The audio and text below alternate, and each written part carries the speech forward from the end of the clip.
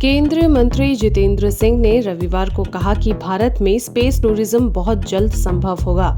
उन्होंने बताया कि भारतीय अंतरिक्ष अनुसंधान संगठन यानी इसरो पृथ्वी की निचली कक्षा लो अर्थ ऑर्बिट के लिए मानव अंतरिक्ष उड़ान क्षमता के प्रदर्शन के माध्यम से अंतरिक्ष पर्यटन की दिशा में स्वदेशी क्षमताओं को विकसित करने की प्रक्रिया में है। स्पेस टूरिज्म वर्तमान में काफी महंगा है। इस साल अप्रैल में अमेरिकी कंपनी एक्सियोम स्पेस ने 3 बिजनेसमैन को इंटरनेशनल स्पेस स्टेशन ISI की यात्रा कराई थी। रिपोर्ट की माने तो एक यात्री से करीब 420 करोड़ रुपए चार्ज किए गए थे। फिलहाल इस सेक्टर में अमेरिकी अंतरिक्ष एजेंसी नासा के सहयोग से एक्सियोम स्पेस और स्पेसएक्स जैसी कंपनियां बाजार बनाने में जुटी है। राज्यसभा में एक प्रश्न के जवाब में केंद्रीय मंत्री जितेंद्र सिंह ने कहा कि national space promotion and authorisation centre IN space ने भी अंतरिक्ष पर्यटन को शामिल करने समेत इन गतिविधियों में प्राइवेट सेक्टर की सक्रिय भागीदारी को बढ़ाने की मांग की।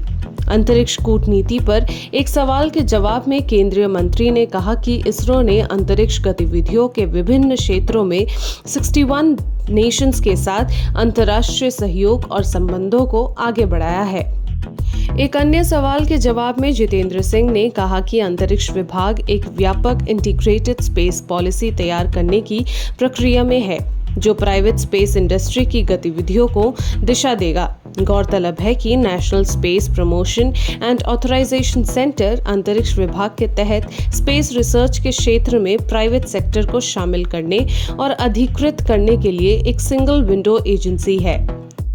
इसरो मिशन गगनयान के तहत अपनी पहली मानव अंतरिक्ष उड़ान पर भी काम कर रहा है। सरकार की ओर से हाल ही में यह बताया गया था कि भारतीय अंतरिक्ष अनुसंधान संगठन अगले साल तक इंसानों को अंतरिक्ष में भेजने की उपलब्धि हासिल कर लेगा।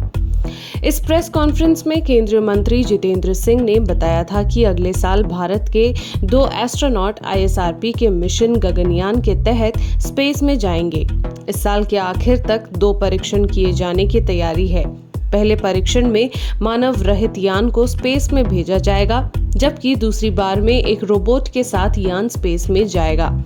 इस रोबोट का नाम व्योमित्र रखा गया है। ट्रायल के रिलीज का विश्लेषण करने के बाद इसरो मानव अंतरिक्ष यात्रियों को स्पेस में भेजे जाने को लेकर अंतिम फैसला लेगा।